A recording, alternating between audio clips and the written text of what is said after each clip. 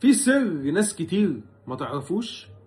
كابتن حسام حسن بعد تأهل مصر لنهائيات كأس العالم تلقى عرضا يعني خيالي من أحد الأندية الخليجية، بتتكلم مثلا في 4 أضعاف ما يحصل عليه مع المنتخب الوطني. كابتن حسام حسن رفض مناقشة العرض من الأساس، ما تكلمش في أي حاجة خاصة بالعرض، ما سمعش حتى تفاصيل العرض إيه.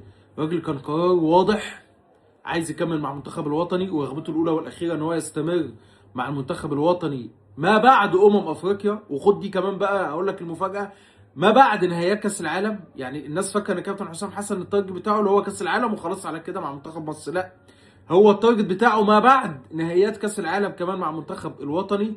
عنده رغبه قويه جدا ان هو يصنع التاريخ مع المنتخب الوطني وقيادته للمنتخب الوطني. الحاجات دي بتفرق جدا، والحاجات دي مهمه جدا، والحاجات دي بتعكس الروح والحماس والاصرار الكبير من كابتن حسام حسن. ان شاء الله ان شاء الله ان شاء الله يتوج مع المنتخب الوطني ببطوله افريقيا.